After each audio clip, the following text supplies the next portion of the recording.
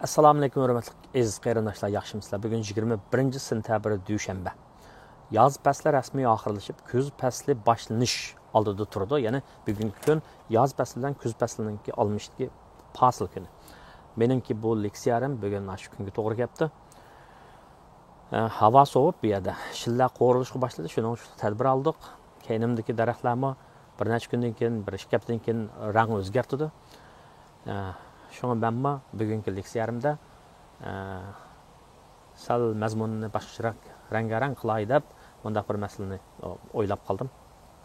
Buningdan bir necha oy ilgari deyman, men bir leksiya so'zlagandim Martning kuchi deb. Martning kuchi degan bir leksiyada men bir Martning bir odamlarni yaxshi qilib, yaxshi tarbiyalab boqmasdan, ya'ni bir uningga odamlarga, jamiyatga, kishilarga kuch beradiganligi to'g'risida so'zlagan. Ya'ni Hindistondagi bir Dalit deydigan eng tuvan qabilaga tava bo'lgan bir qabiladagi oilaninki shu ota-onasiniki ko'chalardan, shaharlarda axlat yeb setib yurib, 5 bolasini oliy maktabga o'tkazganligini, shu shaharda yuqori tabiiy qilim bo'lgan birisining balig'ini, bu davomli shu tuvan tabaqadagi kishilarni bo'zak qilganligini, ularga mushtumzo'rlik qilganligini, ammo uning shu 5 bolasini oliy maktabga o'tkazgan oilaga chiqilmaydiganligini.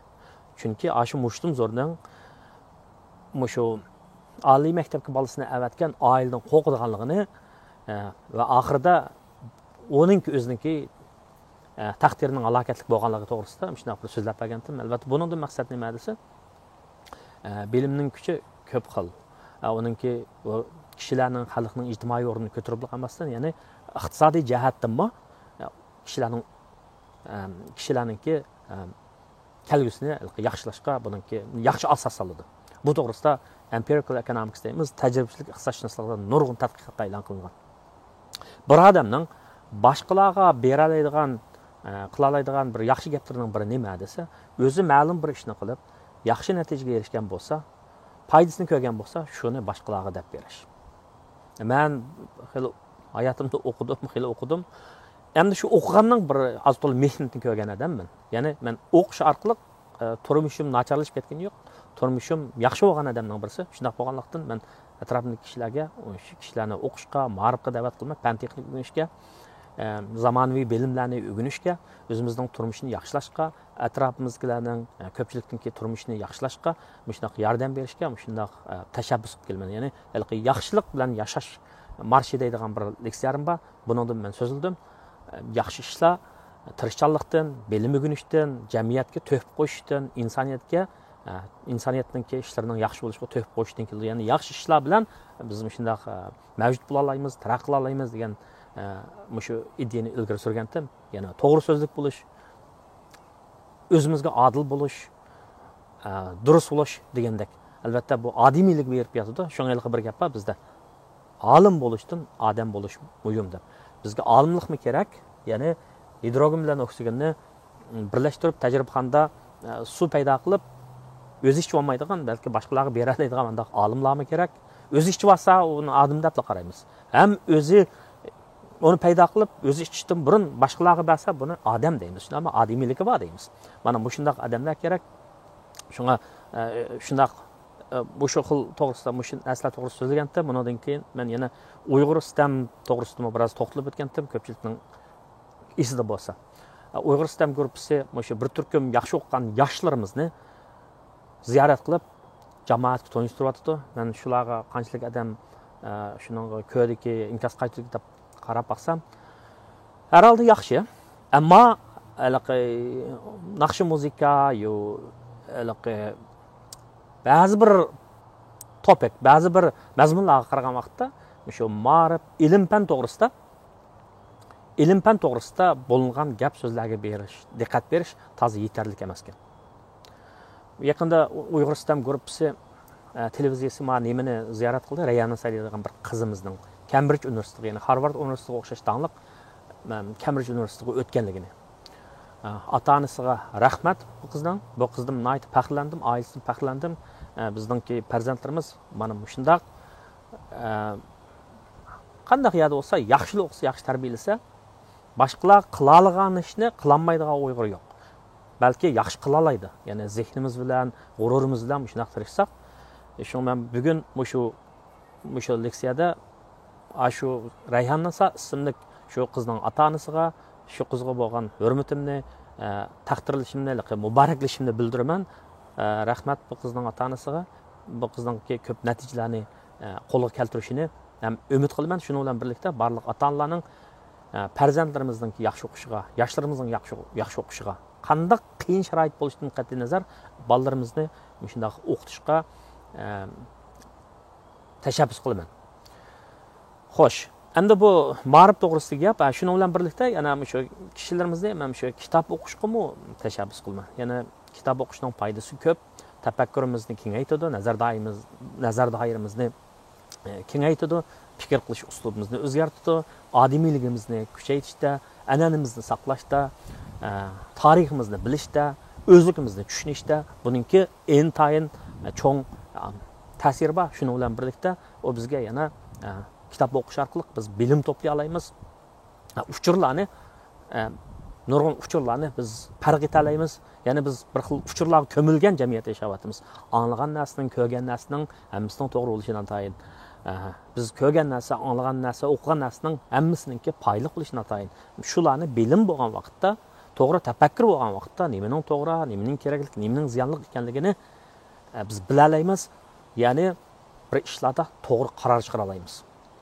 Shu men kishilarimizni yana bularni yoshlarimizni kitob o'qish ko'proq tashabbus qilaman. Rag'batlantiraman. Ko'proq kitob o'qiylik.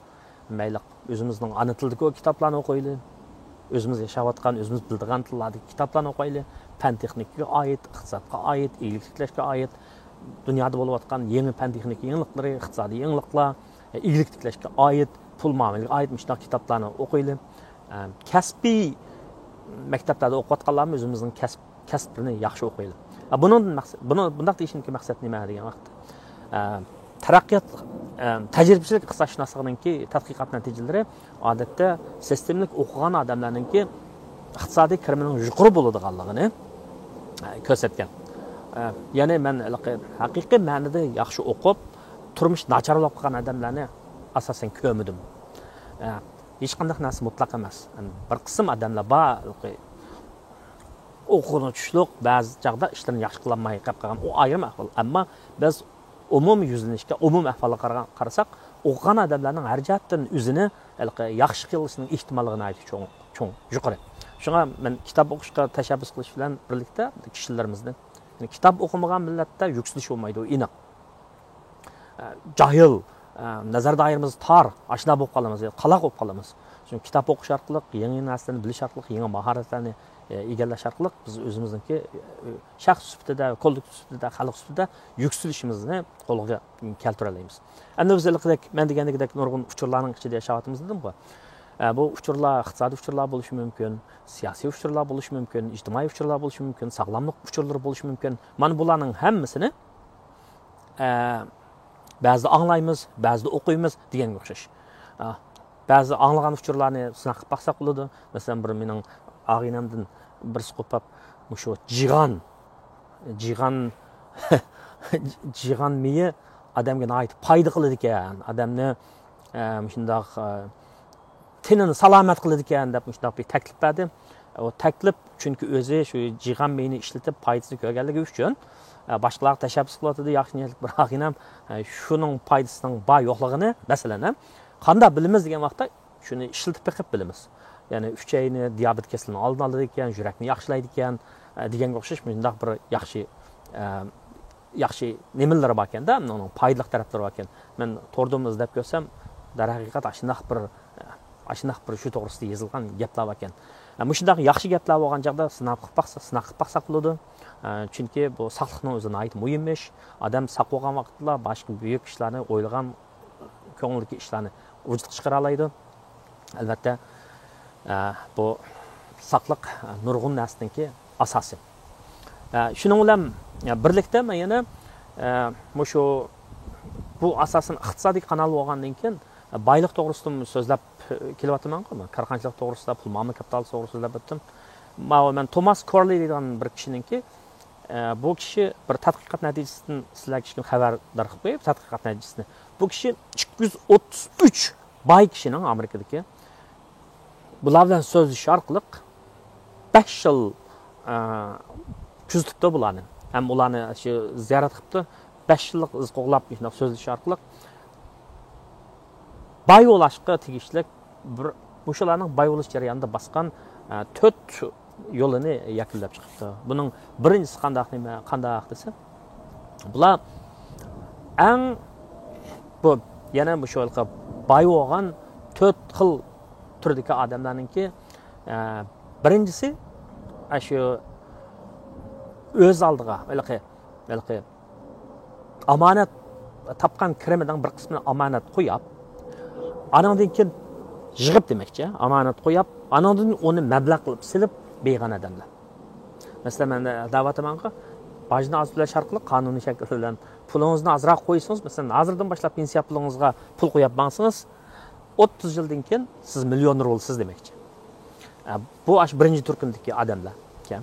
Ya'ni ashunda 30 yil qo'yganda shularningki boyligi necha millionga dollarga yetgan. Ikkinchisi o'z shirkat qurgan yoki cho'ng shirkatlarningki yuqori qatlam boshqarish qatlamlarida ishlagan odamlar. Bularning kirimi yuqori. Ya'ni 2016-yili Amerikada 100 necha million aholi bor. Mush 100 necha million aholining ichida 5% aholininki kirimi 198 ming dollardan, ya'ni 200 ming dollardan yuqori bo'lgan gap. Buni 5% odam Amerikadagi umumiy shu boylikning 60%i shularning qo'lida degan gap.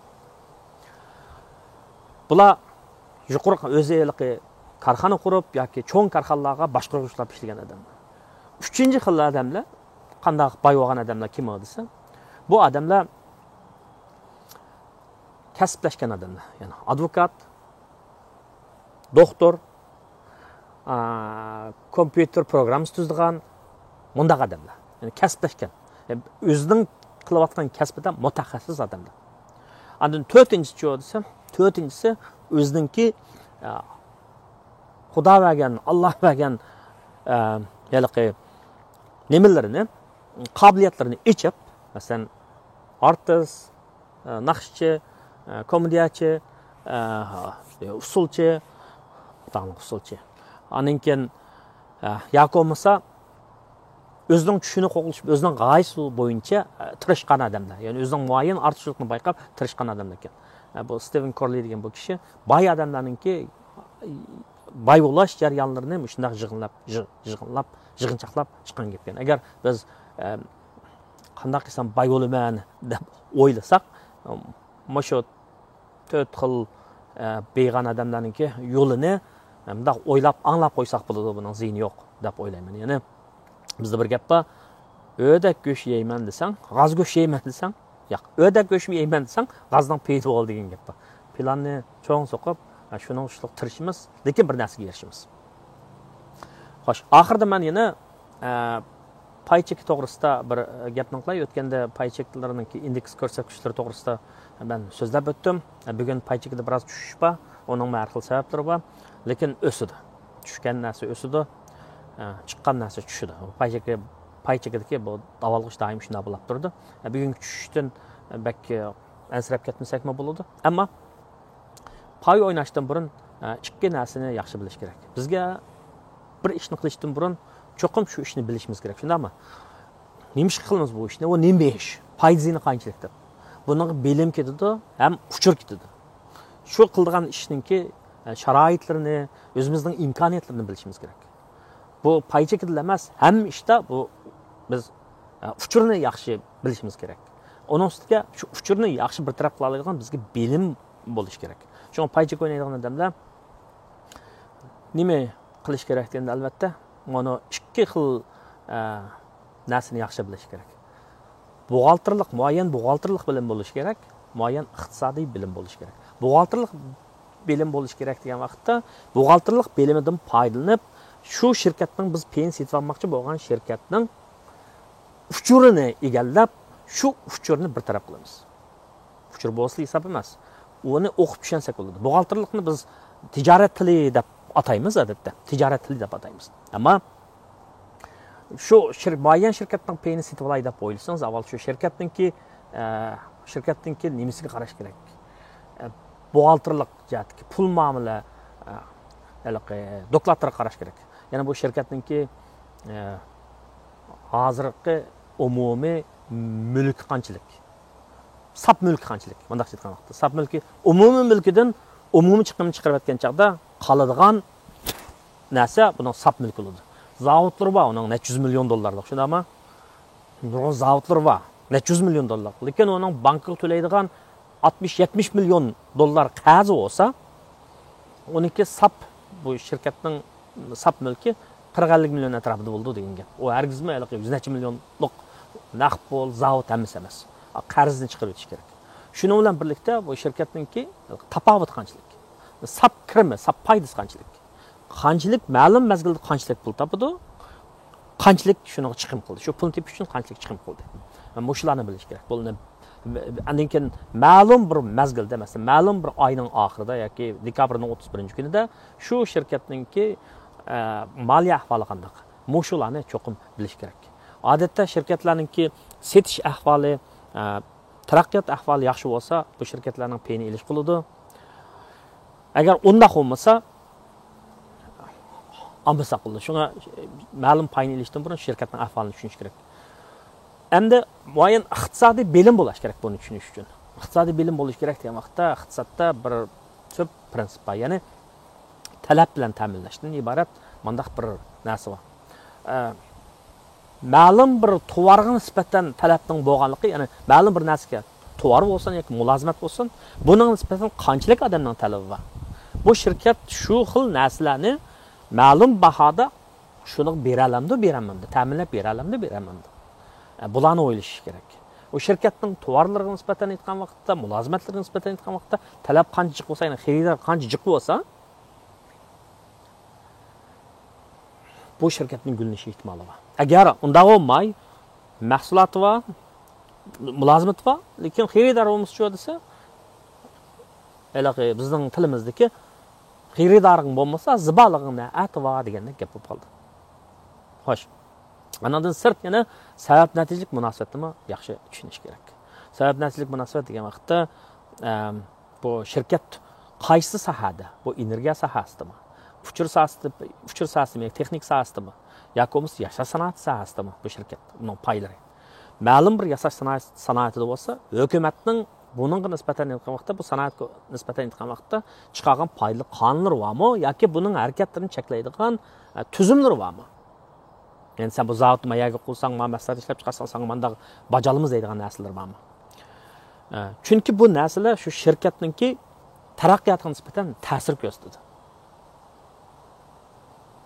Shunga bu yerda bu shuningki iqtisodning o'ziga logikasi bo'ldi emasmi?